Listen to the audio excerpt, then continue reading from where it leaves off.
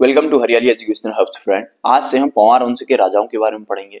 हमने इससे पहले पंवार वंश को कैसे पढ़ना है, क्या पढ़ना है, उसका एक ब्रीफ इंट्रोडक्शन मैंने बता दिया था आप लोगों को। पिछले वाली वीडियो में जाइए, वहां सब मिल जाएगा। ठीक है, आज हम राजाओं से स्टार्ट करेंगे। कनकपाल देखेंगे सबसे पहले। कनकपाल ये पंवार वंश का फाउंडर भी माना जाता है। इसको 888 AD में, 888 AD में। ठीक है, ये स्टार्ट करते हैं। ठीक, देखिए यहाँ से अगर हम बात करें ना, हल्का सा बता देता हूँ स्टोरी। वैसे ये एग्जाम में ये स्टोरी इस टाइप की कुछ आती नहीं है। फैक्ट टू फैक्ट की पॉइंट इनके आएंगे, उनको मैं थोड़ा थोड़ा आप लोगों को बता दूंगा। ठीक है, इस प्रकार से अगर हम देखेंगे, ये उत्तराखंड का हल्का सा मैप हो गया। ठीक है, यहाँ पर देखिए, ये तो कुमाऊं वाला रीजन हो गया, इसका कोई ज्यादा मतलब हुआ नहीं। अब हम पंवार में यहाँ को देखेंगे, इस वाली रीजन को हमने देखना है। ठीक, यहाँ पर इस वाली रीजन को देखेंगे। अब हमारा मतलब है यहाँ से, देखिए होता क्या है यहाँ पर, क्या है, चांदपुर गढ़ी। चांदपुर गढ़ी में भानु प्रताप का शासन हुआ करता था। ठीक है, यहाँ पर किसका भानु प्रताप, भानु प्रताप का शासन हुआ करता था। ये तीर्थाटन हेतु आए रहता है घूमने, बद्रीनाथ केदारनाथ वगैरह को। ठीक है, तो यहाँ पर से क्या करता है, ये भानु प्रताप अपनी बेटी की शादी करा देता है इससे। ठीक है, कनकपाल से। तो ये कनकपाल से शादी कराता है और फिर यहीं का शासक बन जाता है। ठीक है, कनकपाल। ठीक, कनकपाल। अब हम देख लेते हैं, स्टार्ट कर एक छोटी सी स्टोरी जिससे कि आप लोगों के समझ में आए, मैंने इसलिए बता दिया। अब राजधानी यहाँ से फिर बाद में चेंज होती रहेंगी। अब थोड़ा बहुत इसके बारे में देख लेते हैं। कनकपाल एक क्या हो गया, कनकपाल,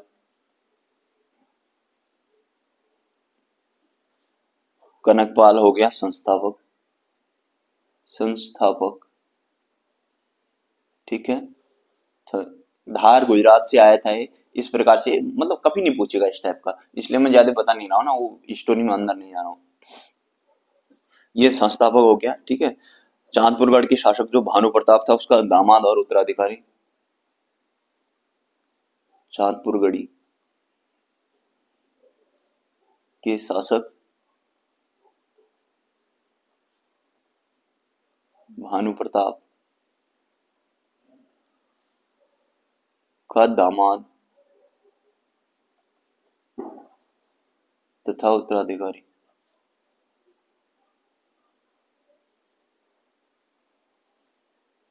दामाद तथा उत्तराधिकारी था। ठीक है, ये हो गया इसके बारे में। अब इसके बारे में बस इतना ही है, अगला चले जाते हैं। इसमें और कुछ खास नहीं पूछेगा। लखनपाल देख लेते हैं अब अगला।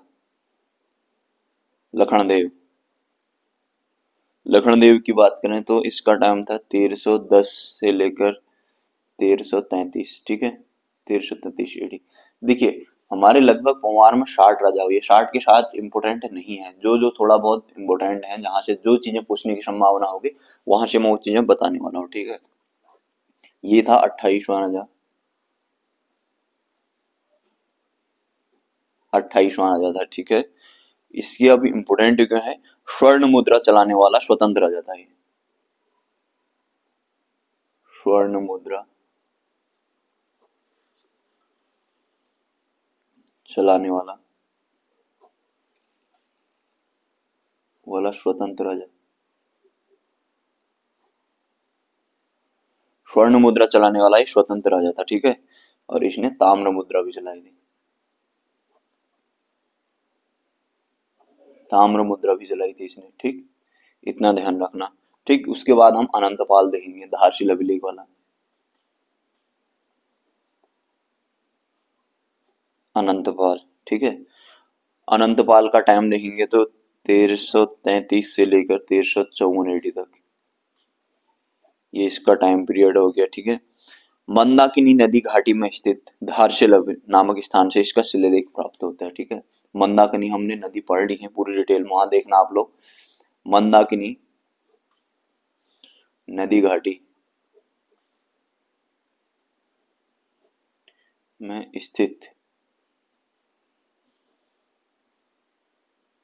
धारशिल नामक स्थान से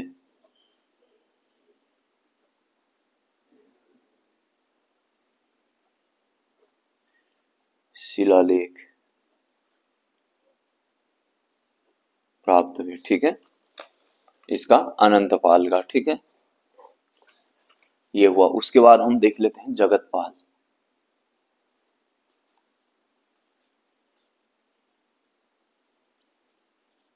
जगतपाल, ठीक है, इसकी बात करें तो 1442 से लेकर 1460 तक इसका टाइम पीरियड, ठीक है। इसकी बात करनी तो 1455 का देवप्रयाग से ताम्रपत्र मिलता है इसका, ताम्रदान पत्र मिलता है इसका। 1455 का देवप्रयाग से ताम्र दान पत्र मिलता है इसका, ठीक है। ताम्र दान पत्र मिला है। ताम्र पत्र में इसे रजवार कहा गया है। इस ताम्र पत्र में इसे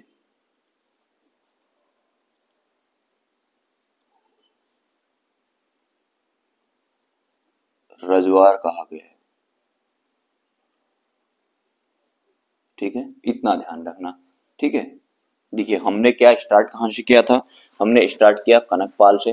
देखिए बहुत ज्यादा चीजों को, जो जो हमारे एग्जाम के पॉइंट ऑफ व्यू से इंपॉर्टेंट फैक्ट होंगे उनको देखेंगे, ठीक है। इसके बाद हमारा अजय पाल आ जाएगा, ठीक है। अजय पाल लंबा चलेगा और उसको थोड़ा डिटेल से देखेंगे, तो इसलिए अजय पाल को नेक्स्ट वाले में लेके आएंगे। देखिए कनकपाल आएगा सबसे पहले हमारा 888 AD में, ठीक है। ये कनकपाल कौन था, यहाँ पर चांदपुर गढ़ी है चमुंडी, यहाँ पे ट्राई जंक्शन में। तो यहाँ पर भानु प्रताप शासन किया करता था। धार गुजरात नगरी से एक आता है शासक, कौन, कनकपाल। ये तीर्थाटन हेतु आए रहता है। इसकी शादी इस भानुपाल की लड़की से हो जाती है, ठीक है।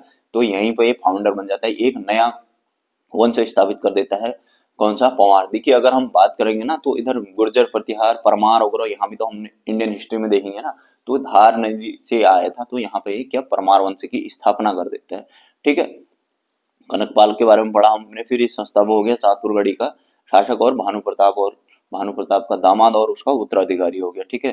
फिर उसके बाद हमने लखन देव देखा, इसने स्वतंत्र स्वर्ण मुद्रा चलाने वाला पहला स्वतंत्र राजा था। ये ताम्र मुद्रा भी चलाई थी इसने। अनंतपाल का धारशिला अभिलेख यहाँ से बहुत इंपॉर्टेंट हो जाता है। अनंतपाल का धारशिला अभिलेख का पता चलता है मंदाकिनी नदी घाटी के तट पर। मंदाकिनी हमने देखी थी, कहाँ से निकली थी, हमारे रुद्रप्रयाग वाले जिले में, मतलब केदारनाथ के बगल में, ठीक है। रुद्रप्रयाग में मिलती है, किससे, अलकनंदा से, ठीक है। इसको ध्यान में रखना, ठीक। फिर उसके बाद जगतपाल आ जाता है 1455 में। देवप्रयाग का ताम्रपत्र दान पत्र मिलता है इससे, जिसमें इनको रजवार कहा गया है, इतना ध्यान में रखिएगा। फिर उसके बाद में अजय पाल को पढ़ेंगे नेक्स्ट, ठीक है। अजय पाल को थोड़ा डिटेल में लेके चलेंगे। फिर जल्दी जल्दी हमारा पंवार वंश भी समाप्त हो जाएगा, जल्दी जल्दी इन चीजों को खत्म कर देंगे, ठीक है। ये थोड़ा बहुत गढ़ पढ़ लेंगे अगर इनकी बात करें ना, थोड़ा बहुत इनको। असली में गढ़वाल में 52 गढ़ थे ना, अब उनमें से कुछ ज्यादा पूछता नहीं है। उप्पूगढ़ का कप्पू चौहान वगैरह ये अजय पाल के टाइम में आएगा, अजय पाल से युद्ध होता है, तो वहां पर थोड़ा बहुत उसको देख लेंगे, ठीक है। इडियागढ़ है, नागपुरगढ़, कोटागढ़, लोहाबगढ़, बधानगढ़, उप्पूगढ़, कुड़ीगढ़, मोरागढ़, उत्तमगढ़, चांदपुरगढ़, इस प्रकार से काफी गढ़ थे। तो चलिए फ्रेंड्स इतना ही कर रहे हैं।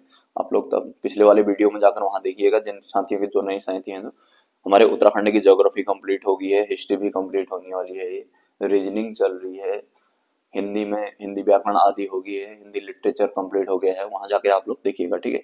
Bye bye, take care.